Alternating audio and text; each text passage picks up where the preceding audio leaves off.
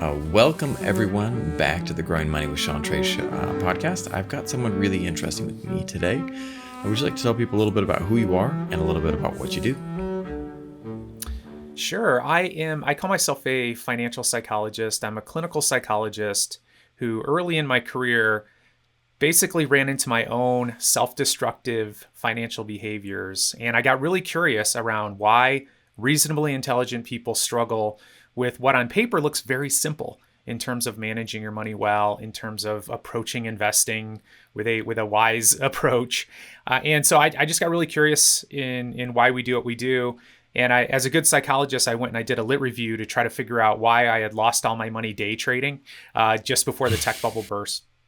And I couldn't find anything. And I was really alarmed by that because for the average American, money is the biggest source of stress in their lives. It certainly was for me at that point in my life.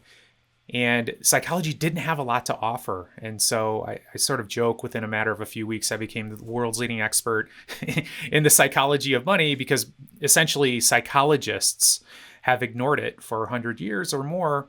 And a lot of that has to do with their own psychology. It's really interesting because I was talking to a friend about this before I found your book, before I even got on the topic, that I was describing how when I had my own financial challenges, I was down in the dumps, and no amount of therapy was making me feel better until I started addressing financial challenges, and then suddenly I started feeling better. And you see this. There was one guest that came on that he talked about how when you have a marriage that's having challenges, you start putting financial stress on it, and it's like the people are in the oven. You get this pressure cooker that suddenly everything is turned up. Yeah, absolutely. And money is one of the number one things that couples will fight about. It is the number one reason for divorce in the first few years of marriage. And so not only do we struggle with it individually, it can have a big impact on our relationships. And so you started looking at this, you were trying to figure out these answers, and you became the leading expert. Where did you go next? How did you start expanding on the information that you were finding and carve your own niche? Yeah, so the journey for me started with me going home and interviewing my mother, because as psychologists, we like to blame our parents for everything, all our struggles in our life. And so right. I actually sat down with her and I recorded the conversation, and I just started to grill her around what it was like for her growing up around money. And she started to tell me these stories, and I sat back and all I did was listen and ask questions. I asked about my grandparents, and I started to notice, light bulbs were going off in my head because I'm noticing these stories that I had never even heard of. That my grandfather, for example, lost all of his money in the Great Depression. So I'm just trying to imagine myself as like a 20-year-old going to the bank, and everything you've saved, everything you work for is gone, and nobody's going to answer the door. You're never getting it back. And I was like, wow, what a traumatic experience. Of course, it happened during the Great Depression. But here's the catch. My grandfather in his 90s was living in a trailer park, hardworking, loving, generous person. He never put $1 in the bank the rest of his life after that experience. Wow. And so then I'm thinking, well, no wonder he wasn't able to amass any sort of wealth. And then I was like, oh my gosh, that's why my mom was so anxious about money and why she would never invest anything. She'd put it into banks, but it was only CDs. And then I'm like, well, of course. So here I come along and I'm like, I don't want to be broke and poor like my family. Oh, rich people invest? Oh, okay. And then I call it a dysfunctional pendulum swing, Sean, where I went all the way to the opposite side, and I took the most risky possible approach to investing and then lost my money. And then if I wasn't paying attention to this and trying to uncover and discover this, I would have reverted right back to my grandfather's belief, like you can't trust banks, you can't trust investment institutions. And so for me, it started as a personal journey.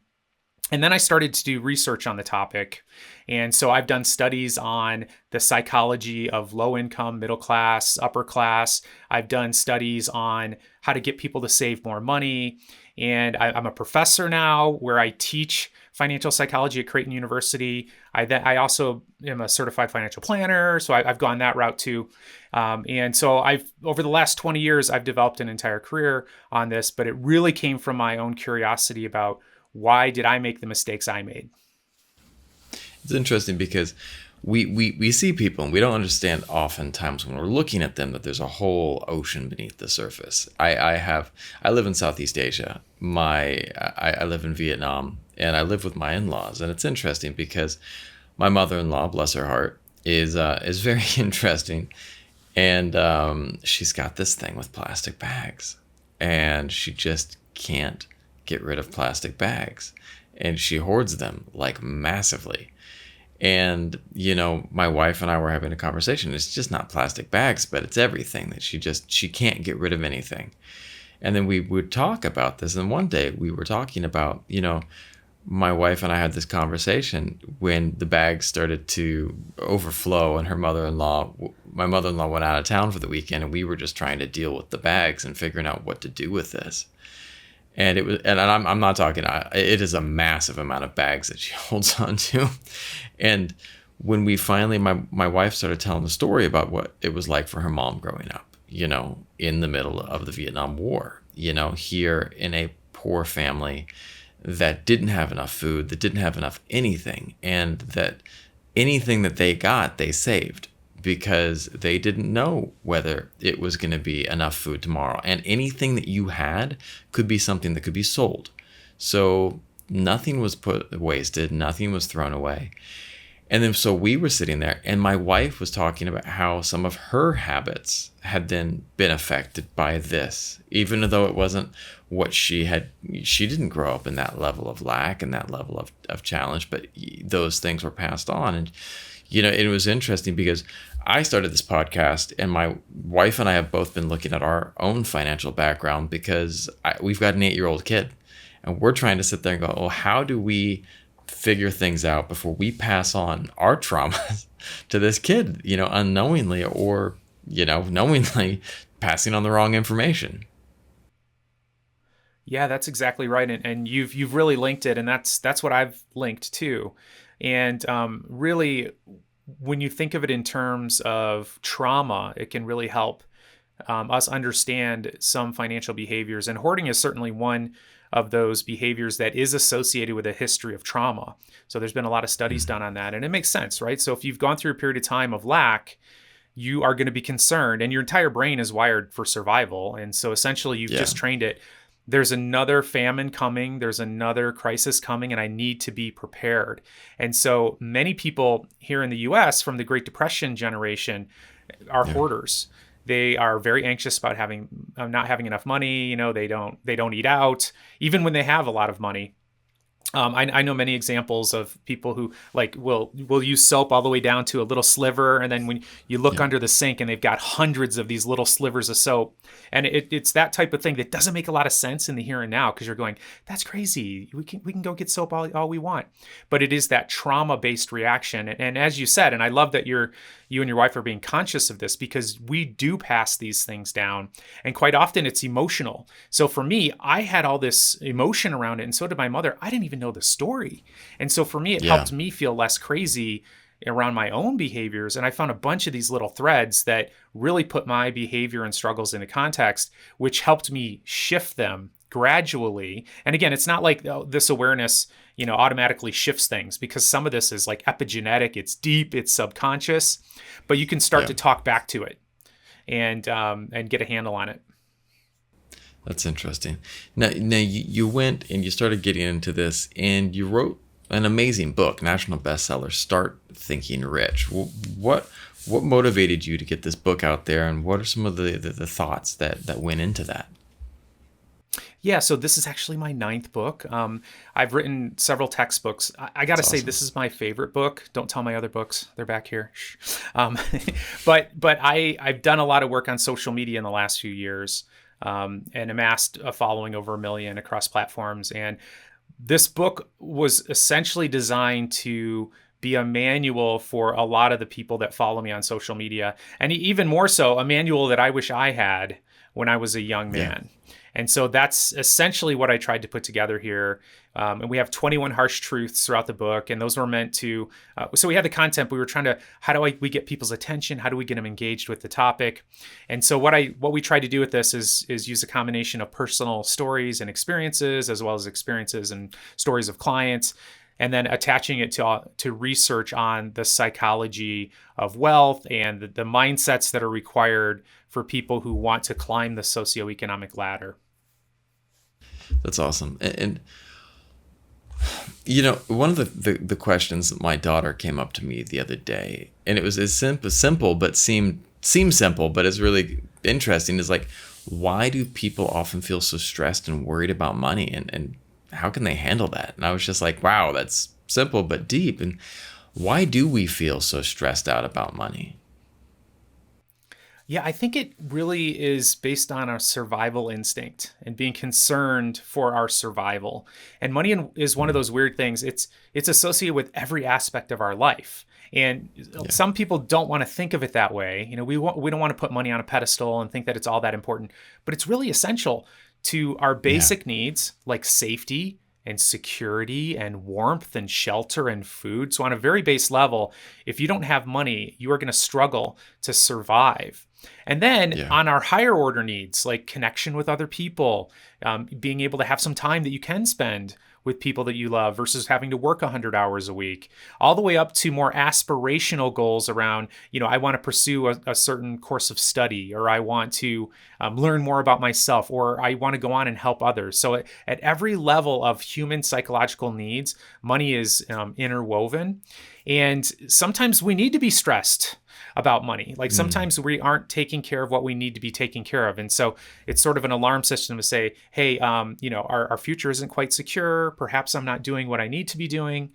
And what's so fascinating in the studies that we've done is we find that the wealthiest people tend to be the most anxious about money, which is fascinating. And we've identified a pattern of beliefs that we call money vigilance. And it's some real prudent beliefs, like it's important to save for a rainy day. You shouldn't overspend. Credit card debt makes you really nervous. But there's a level of anxiety that sometimes isn't healthy. So there's certainly people who've been able to amass fortunes, but they live a life of poverty or so much anxiety. So I think it's really a balance. I feel like some stress is probably good, so that you can actually look at, okay, well, what are my financial goals, and are my behaviors in line with my goals? Do I have, for example, a goal of retirement? Okay, well, that's great. Am I saving and investing right now for that goal? And if the answer is no, there should be a little bit, you should feel a little bit unsettled around that. But I think it's a matter of balance. Well, it's also interesting because with many of our decisions in life, we can sit there and think logically, but with money, a lot of emotions enter into everything, whether it be happiness or stress. And those emotions affect how we spend money. And how can we start kind of getting a handle of some of those emotional responses?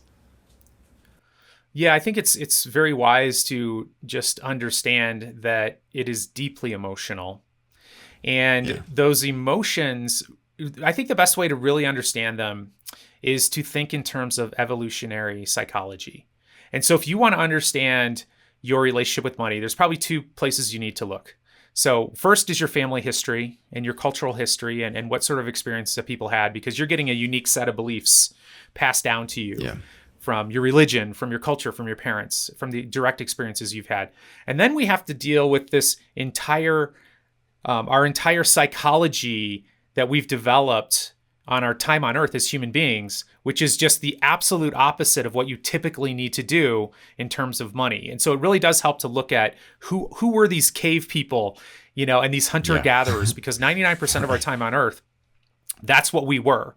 And so, for example, when you're in traffic and you're all anxious and everything, your body's responding as if there's like a saber-toothed tiger going to eat you. And that's why you see people with road rage incidents. When you're looking from the outside, you're like, what are you doing? Calm down. This was no threat to your life, but you're responding to it like it is. That's another example of this cave person, hunter-gatherer mindset interfering with our ability to function. But it happens all the time when it comes to money. And so, for example, what I got really sucked into early on was watching the market scream up and people are making all this money. And I started to feel like I was missing out. And it wasn't out of a sense of greed. It was a sense that the tribe is leaving. It's like everyone's making all this money and I'm not. And so I felt an intense subconscious drive to go along with the herd. And so That's what you see in markets all the time, where the market starts to hit all-time peaks, and then everyone has to go throw money in it, which is probably the absolute worst time. And then when the market's crashing and everything's really, really cheap, people are, the whole tribe's going the other direction, and you're going to feel compelled to run along with them. It's a survival mechanism.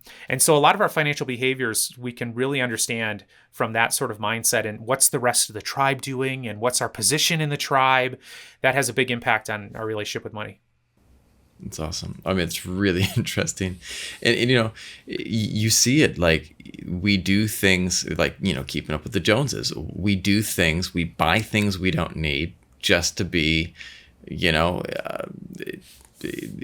the same vicinity, in the same ballpark, because we don't want to be seen not wearing those same shoes. We don't want to be seen not driving that same car. But the reality is it might not, and it's probably not the best thing for us. Right. And it's, from the outside too, it's really easy to criticize that too. It's like, what are you thinking? 100%. Like, how stupid, how stupid. You have to go buy this just to fit in. You shouldn't care about what people think. And I just got to say, like, okay, I get it. But you have to understand the psychology that's driving this. Your brain feels like it's a matter of survival. It's a matter of life or death. And we can sit back and say, yeah, right. So the neighbors bought a new car, and then you think you need to buy a new car. That's not a matter of life or death. Of course not. I mean, that's your more evolved brain saying that's ridiculous. Yeah. But think about it back in the tribal days. If all of a sudden your status in the tribe diminished, might you lose your spouse? Might the tribe abandon you? And so there's this real hardwired desire to fit with the Joneses and to feel like you're somewhere near them. Yeah. Otherwise, we experience a tremendous amount of subconscious anxiety, and then we have a tendency to overspend. Social media is one too, where we're just inundated with pictures of people who seem to have more than us, seem to be having more fun than us. So it creates that sense of unrest and that sense of deprivation, and then we feel like we need to go buy something so that we can fit more closely to the tribe. And again, in modern day society, like, you don't even know these people. There really is no tribe. Your life has nothing to do with these random people on the internet, but your brain doesn't know that. Your brain isn't wired to have relationships with people that you don't actually know. Think about that. Right. And the other thing that happens too, we're very susceptible to it. When you're looking at somebody on social media, you're gazing into their eyes, and they're gazing back at you, and they have a tremendous impact on you, because we're not wired to do that. We are wired that if someone's gazing into your eyes and you're gazing into theirs, there's a deep emotional connection happening, and that's not what's happening. So our brains are being fooled constantly, which makes it more difficult. That's fascinating. Well, and you're spot on. I mean, you look at in nature, like, when a bird has a baby that's too small, they'll shove it out of the nest. It is very much a hardwired into nature that things that stand out are not accepted. You ever see the videos about where they'll do like the social experiments where the people stand the opposite direction in the elevator? And it just makes everyone ridiculously uncomfortable. And the people in the elevator will just, we're going to turn around. Everyone turns around. Right. Because everyone wants to fit in. It's wild. That's right. And again, it's easy to sort of like cast stones at it and criticize it. But I feel like if you can understand that we all have this natural psychological vulnerability, I think the most dangerous part is to think that it could never happen to me. Because that's where it becomes really dangerous. But being conscious that when I get on social media, I am going to start feeling bad about myself. I'm going to be seeing people living different lives or having different things, and I'm going to start coveting that, because I'm going to feel like maybe I need to be doing that. If you're aware of that and you're gentle with yourself, it opens the door for you to just go ahead and not make the purchase, because you realize what's going on, and you can be sort of like, oh, isn't this interesting? Look, I'm going there again. All of a sudden, I want a Sprinter van because when I walk down the street, I see a bunch of Sprinter vans. And what's interesting is you will come up with an entire logical rationale before you even know it about why you need a Sprinter van. And really what's happening though is everyone else has one, and you're feeling existential threat that you don't belong to the tribe anymore. And for your ancestors, that threat meant death. And so the only people who don't care about what other people think, they died off a long time ago, and they did not pass their genes down to us. I'm not going to lie. I've wanted a Sprinter van, and it was delivered just 100% because I saw it on social media. Some guy living out of his van. I was like, dude, I want one of those. how much does that cost? Looked it up. It was way more than I thought. But it was wild because like I was just I use that as an blown example away. because I was presenting to my wife during COVID why we needed a Sprinter van, and she's like, Sprinter van. And then one day I walked to my office, and one day I saw a Sprinter van. I'm like, I wonder how many Sprinter vans. So on the way from my house to my office, I counted 20 of them. And it's only like about a 1.5 mile walk. And I was like, okay, I get it. But subconscious, I wasn't even aware of it. But it just creeped up in the subconscious. And then you have all these reasons about how it's going to bring my family closer together and why it just makes total economic sense, Sean. It's just, it's the perfect investment. I 100%. Constructed an entire rationale. But what was really happening is people had Sprinter vans around me and I felt like I was missing out. There you go. So true. How can someone like start breaking these bad habits? These you got these bad money habits, and you know someone's like going to impulse and buying. You know they've got that story that they've made up. How do you start to stop yourself? You know, what are some of the things that you can do to say, hey, you know what, I'm not going to buy the Sprinter van as much as I want it. What can I do? Yeah, there's some hacks you can implement immediately, and then there's some other ones that require some self-reflection. I think there's so much value in the first thing I would suggest is become an anthropologist and study your family. That's the first thing I would do. I would just have a very curious mind and stare at your financial mistakes directly in the face. Okay, so I overspent on this or that, or I made a bad investment decision. First of all, blame yourself. You know, the one of the things that's really difficult is when you blame other people, because there's plenty of people to blame. But that's one of the differentiators we found in our studies, that ultra wealthy people tend to blame themselves more, ironically, which allows you to then make changes. You examine your behavior. And so become an anthropologist. Like if your parents are alive, interview them. Mom, Dad, what was it like for you growing up around money? Sit back and listen. You know, what was it like for grandma and grandpa? Look for those family stories that will help put your behaviors into context. That's the first thing. And then also just being aware of this vulnerability we have to overspending, for example. You can institute some basic practices. Essentially what happens is when we see something we want, our emotional brain gets really big. It kind of fills up our entire skull. Logic goes out the window. And then we make a purchase fairly impulsively. And then what happens is we eventually calm down, and then our prefrontal cortex turns back on and we say, oh my God, why did I do that? I didn't need that. I can't afford that. Where am I going to put that? And so one of the biggest hacks is to try to put some time between your impulse to buy something and actually pulling the trigger. So 24 hours is a great number. And if you go fill up your cart with all the stuff you need online in 24 hours, I almost guarantee it, half of it, if not more, you'll realize I don't really need this. You just got sucked into the advertisement or the whatever, the ratings, the reviews, whatever it is. So that's another really good hack is around any financial decision. If you're feeling excited, if you're feeling scared, don't make it. Just put 24 hours in between. In that 24 hours, go about your life, maybe consult with somebody, maybe run it by your wife, your partner, your advisor, whatever, just so that you can make sure that this decision fits with your long-term goals.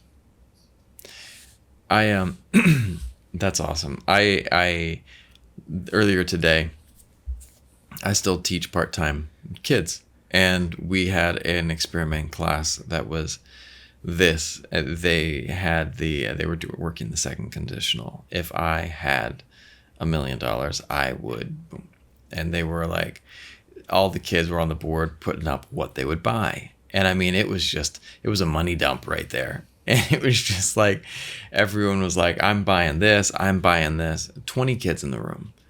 2 kids wrote down, I'm investing this and I'm not buying anything. And they came up to me and they looked and they're like, teacher, we don't know if we did this assignment right. And I said, well, why? And so I walked over and I was looking at everyone's pictures and they said, we didn't buy anything. We said we would invest. And I said, you guys are the only 2 who probably did this right. You guys are thinking rich. You're going to be the only 2 that make money. Everyone else here is going to spend that $1 million in 6 months. You guys are actually going to have it last. And when we popped on the call, I saw you were wearing the hat, think rich, and which is awesome. And I was talking about how can we start teaching kids especially to think rich. Yeah, so actually one of the chapters in our book is you don't want to become a millionaire, you just want to spend $1 million. And Sean, it Yeah. came from the exact assignment you did with kids. I used to work with kids in Hawaii for 20 years in high schools, and I would be asked to come in and teach, money and psychology and whatever. And I would quite often open up the conversation with that. I used to, when I was not as good of a teacher, I would go in and start talking, and then I realized I'm going to ask a question. So I said, if you woke up tomorrow and you got $1 million, what would you do with it?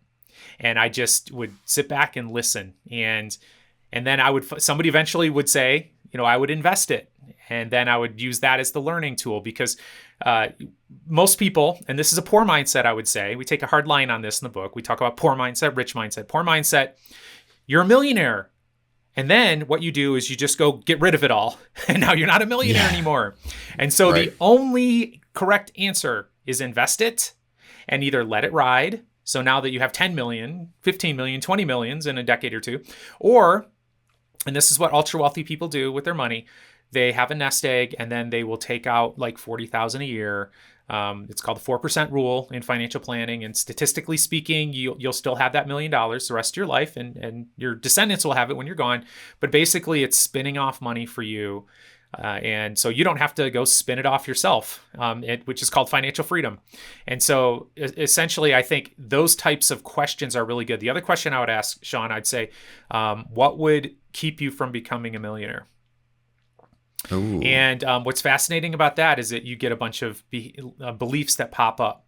And so I was working in Hawaii at the time, and I heard somebody said, well, I can never be a millionaire because I'm not a haole. And haole's the word for white people. And I just sat and I listened to that. I said, well, tell me more about that. Well, the white people here, they're the ones who have all the money. And then there was a kid in the back who raised his hand. And I said, yes. He goes, and it was a Hawaiian kid. And he goes, well, my uncle's a millionaire and he's Hawaiian.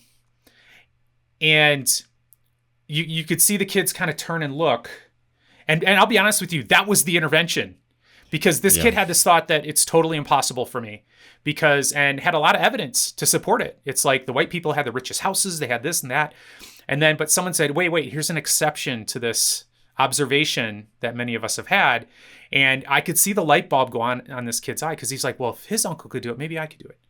And I feel like, that right there, that moment of awareness, and that was a huge part that we talk about in the book, is it's about empowerment. Because if I can get people to say, wait a second, if they can do it, I can do it, then that changes everything. Because so many people, when you grow up in poverty, when you grow up disadvantaged, feel like success is never going to be possible for you. And in psychology, we call it learned helplessness. And essentially what it leads to you doing is not even trying. There may be opportunities around. I'm not going to take it. It's not going to work out. I mean, it's almost like you're living under a dark cloud and you can't even see the sunshine. And it doesn't even exist to you. From an outside point of view, you're like, the sun's right up there. Just look, it's right there. You can have it. You can have sunshine on your face. No, I can't. It'll never happen for me. And it's really tragic to see. And so in terms of teaching kids, that's one of the things that's the most important thing to me, is trying to flip the switch that says, well, if they could do it, I could do it. I love that, because it is true. You see that. I was teaching inner city youth years ago, and it was interesting because I remember a couple times there was these kids were dealing with really challenging situations, and one of the kids was not able to see a way out of the hardships that he was dealing with. And it was interesting because we were able to get him in touch with a mentor that came from a similar situation, and sat down and talked to him this one day and said, you know what? I was where you're at, and I'm not anymore. Now I'm here. I have my own successful business. My life is going well. And no matter of me saying something could have gotten him there. But when he had this intervention, suddenly he was able to say, you know what? If he can do it, I can do it. It's that ability to see a way through the storm, through the challenges. And so that's powerful. Yeah. Now, go. Sorry. No, I was going to say what did it for me was when I learned the statistic that here in the United States that it's different studies, but it's anywhere from 80 to 90% of millionaires in the US are self-made. And I couldn't believe it when I read that. I was like, wait a second, are you kidding me? Because I grew up lower income, and I thought, I literally thought, well, there's no way to get ahead. That I thought you got to be born rich to get rich. I thought you had to go to private school. I thought it's this exclusive club. I didn't know any rich people. I didn't know how people got rich. And that statistic for me was like, oh my God, are you kidding me? And that changed everything for me, because if that's the case, then I immediately knew, well, there must be something that they're doing. There must be a mindset. Right. And so then I started to research this. And another thing that really blew me away is 7 out of 10 millionaires are employees or professionals. They're not entrepreneurs. And because that was another one, I thought, oh, you got to go start a business and be massively successful. Well, that's one route. A lot of businesses fail. So it's not necessarily the best route statistically. And then I was like, well, if they're employees and professionals, what are they doing? And then I realized, they're saving and investing a percentage of every dollar they make. They're not trying to get rich quick. And over time, they become millionaires. So it's really about, I think, seeing what's possible and connecting with someone. I love your idea of a mentor, because some people may look at me and say, well, you're a man and I'm a woman. So what does that doesn't apply to me because you've had certain advantages. And so I just encourage people, find somebody who's just like you, that will erase all the excuses you have in your mind about what's possible as a mentor. And you can, so that's essentially, that's what needs to happen though. It needs to click for you. If they can do it, I can do it. Yeah. I love the idea as well of these different mindsets and values too. I remember I have a family members that are, they're millionaires, they're multimillionaires. And every time I visit them, I love their habits. They crack me up. This one family member always is on, gets the coupons, has all the coupons for every time they go shopping, and has all the coupons ready, knows everything that's on sale, drive a beat up old Honda, have saved up, keep leveling up the houses, invested really well. Nothing fancy. They invested, in just really broad across the board and let it ride.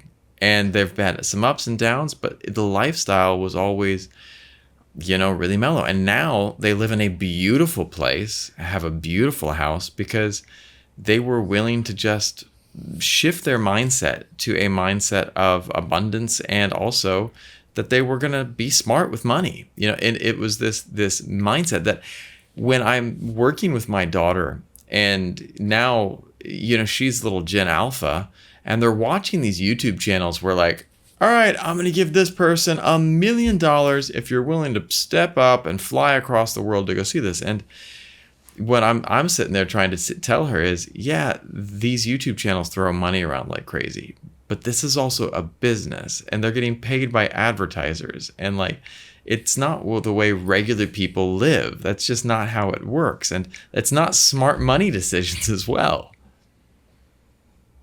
I know. So I have a 7-year-old and 11-year-old, so I'm empathizing with you. And it's one of the unique challenges of our time. Like, when I was growing up, there was something that came, and this is for the old timers out there, every year, and it was called the Sears catalog, and the Sears catalog, you would open it up and you'd be like, oh, what? I've never heard of this. I've never seen this. What is this gadget? And essentially, that was the only time I was exposed to all this stuff I didn't have, because everyone else in my neighborhood, we had similar things, here or there. Like, somebody had a slightly better bike or whatever, but nobody was rich. And now you get on social media and you have no idea. You have no idea what the context is. I've done research on, as I said, ultra wealthy people. And I've compared them to middle class. And I'll give you an example. I looked at a group of people that had 11 million in net worth, which is a lot of money. And I compared them to a group of people that had 500,000 in net worth. And now 500,000 in net worth, you're doing great. You're solid middle class. Yeah. But we asked them, how much money do you spend on stuff? So we asked them specifically, your house, your car, your last vacation, and your watch. And what I was expecting to see was that these ultra wealthy people spent 20 times as much. They had 20 times as much money. They only spent twice as much, Sean. And it blew me Wow. away because I was like, wait a second, what? Because that doesn't even make sense. But really, it really gives you a hint into the mindset. And as you described, people who end up becoming wealthy, there are some examples, that disprove this. A very small group of people Yeah. who come into big money real fast, and you see these outward displays of wealth. But behind the scenes, and we've heard many of these stories. Many of these people are on the path to losing it all, and will end up broke. Yeah. There's so many examples of people who are that, but you don't know on social media where they are in the cycle. Is this money inherited that they're mismanaging that will eventually be gone? Usually it takes about 3 generations, then it's gone. Is this somebody who came into quick money and they're blowing it all, going to end up broke? But statistically, the vast majority of wealthy people describe themselves as frugal. They actually downplay how much money they have. And by the way, this is all research based. I didn't know this. I'd be telling you whatever's true. And people who have what we call money status beliefs, these are the ones that are outward displays of wealth. I want to show Yeah. you that I've made it and everything. They tend to be more insecure. They tend to have grown up poor, and they tend to have lower net worth and lower income. And so basically it's a facade. And so a big part of what I'm trying Yeah. to do with my kids is teach them the actual truth, because they're being lied Yeah. to on social media. And that lie sets kids up to, what they focus is, I'm going to get this certain type of car, and then a luxury car. Then let's say they do really well. They go to school.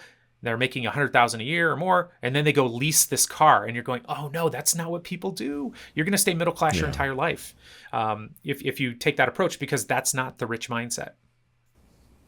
My daughter the other day, we during the last couple years that everything was going crazy, I had to homeschool her for 2 years, and when I was looking for content, I just couldn't find content. So I said, well, we're going to make our own kids YouTube channel and started pumping out content for kids. And my daughter and I make it together, and it's awesome. We have a lot of fun making videos together that are all educational, and it's a blast. The other day, she was like, well, if my channel gets successful and I get a lot of money, she's like, Daddy, I'm going to buy you a Lamborghini. And I stopped and I looked at her and I said, I don't want a Lamborghini. Like, first of all, you don't need to buy that for me. I'm happy buying my own car. But second of all, if I did get a car, give me a Toyota that, like I'm talking about wanting, I'm not talking about her giving me, I want a Toyota or a Honda or something simple that lasts long and is easy to service. And she's like, why? Those are everywhere. And I said, do you know what? My last Toyota, it had 200,000 miles on it. And it was still running strong when I sold it to get another Toyota. And she says, that's a lot of miles? And I said, that's a lot of miles, and it was doing good and it had very little service. But then I said, Grandma's car, that European car, she's like, yeah, that one's always broken. And, granted, and it's really expensive to fix. So, not throwing any car company under the bus there, but, I was talking to her about just, it was interesting because I had to help try to reframe it in that moment, a little teachable moment there. Yeah, so Toyota should be sponsoring your podcast, because that's what I drive too, and my wife and I, we both have Toyotas, and and that's what most ultra wealthy people end up driving. It's just the facts, and because they're reasonable and they understand, and like you said, it's so weird to me too that the luxury cars tend to break down more and it's harder to find parts. It's really kind of bizarre when you really think about it. It's so weird. It's like, why are you doing that? But yeah, so that's the pattern that we've seen. And I learned that pattern early on. I'm like, okay, well, that's what I'm going to do, because I want to become a multimillionaire. Yeah. And I got my first million in net worth working in the public school system in Hawaii. That's awesome. And I later became an entrepreneur, and I own several businesses now, but that's how I got there, the first million. And it wasn't from leasing a Mercedes. Let me ask you this. If you could go back in time and give yourself one bit of financial advice, what would that be? It would be an understanding about the importance of investing and getting started early. So I didn't start investing till I was 29 or 30. And I just lost the most critical aspect, which is time. And right now, it's so easy to invest. So my 7-year-old, my 11-year-old, they're investors. And every day they come home, they're like, Dad, let me see the accounts. And like my 11-year-old yesterday, his account, he made $100 yesterday. That's incredible. And by the way, he's not Yeah. doing anything other than birthday money, money he gets from gifts here or there. He invests it. He mows lawns in the summer and invests all the money. And my wife every now and then is like, don't you want to spend some of that money? And he's like, look, he goes, I live with you guys. You guys give me food, you give me clothes. He goes, I don't need anything. It's And awesome. his entire goal is to become financially independent. He wants to do it in his 40s or 30s or whatever. But he has this understanding that if I save and if I invest, that's the path to wealth. And the earlier you understand that, the better. And I use an example all the time on my social media that if you invest $5 a day, get average market returns, it's $1 million in 42 years. I always say just 42 years just to get the comment section going. That's so long. And then I'm like, okay, fine, do $6 a day, do $10 a day. But that's really the point that I wish I had learned at an earlier age, and I want everyone to learn. I'm working on a book that I'm writing, and I'm writing it as I go with my daughter, and I explain these concepts to her. And it's money for teens and parents, and in the context of the zombie apocalypse. And everything's framed through a Walking Dead-ish type of not Walking Dead, but a zombie type of perspective. And my daughter gets a kick out of it, and I'll make up these different activities with her, because I was looking at her math homework that she's been getting, and it's been just absolutely in no way applicable to life. So I'm reframing everything, and I give her all these activities at home. And she one day pulled me aside, and she's like, Dad, what are we going to study today? Because we study piano, we study art, we do lots of different things at home. And she's like, I want to study the math and the money and business again. And I said, well, why do you want to study those? And she's like, I feel like those are going to be the most important to me in the future, to know how to handle money. And I was like, I wish I had figured that out at your age. But it's interesting because I started trying to teach her about compounding interest. And it was just a real challenge until one day she was playing Minecraft, and all of a sudden she put two of the pigs in the same pen, and they had two more pigs. And it was just like suddenly there was this exponential rate of growth. And so I said, okay, I got this idea. So I sat down and I started talking to her about eggs. I said, you're in the zombie apocalypse and you find two eggs. Well, you could eat those eggs right now and you would feel less hungry. Or we can sit on those eggs and wait, not actually sit on them, but hold on to them and wait for them to hatch. And then you get two chickens. And she's like, oh, two chickens, well, I can eat chicken. I was like, hold on. You could, but you could go out and look for other food and just leave your chickens and feed them and see what happens. And I was like, well, if you have some chickens, what do they do in a little while? She's like, well, they're going to lay eggs. I said, there you go. So you got, another set of eggs. So now you had two chickens, you got four eggs, and she's like, okay. And so I started working through this thought experiment of just the rate that these eggs and chickens would start doubling. And we started doing the math, and suddenly she had an entire chicken farm, and then she could eat a certain small amount, and it would never really damage the growth of her chicken farm. It would just keep growing, and she could eat this solid amount. And I was like, and that's your 4%. That's what you're pulling out.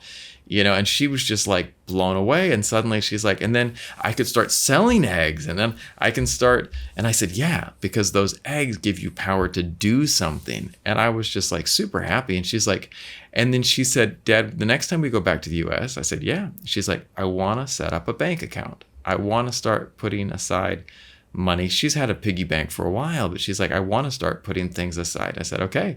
And I started I'm starting to try to start teaching her now about investing beyond just a bank account. And so it's this process of unfolding, but it's been a journey because I've had to inform myself about these things and start learning as well. Yeah, I love it. I love how you're thinking about how do I teach this in a way that's engaging, and how do I make math matter. But you can't just drop a zombie comment and not have me follow up on it. I actually made a video years ago, and I compared. My premise was that zombies are great with money compared to vampires. Vampires they very much care what other people think. They're very into glamour. Totally. And that's why they have no money after being alive for thousands of years. But zombies, they don't care what people think. They're not wasting their money on the latest clothes, and they don't get emotional when it comes to investing. They don't get emotional at all. Anyway, I love the zombie metaphor. I think it's a great idea to engage me too, by the way, as well as young people. Right? That's what I'm hoping. So yeah, I've outlined the book. I'm about 3 chapters in, and just taking the next year to really hammer away at it. So I'll let you know when I finish. You should talk about the psychology of zombies. That's my pitch to you around why they're good with money. I have to. They just leave their investments alone, Sean. They don't day trade. They just let them ride. Let it ride, man. They just go for a walk. They just hang out. That's awesome.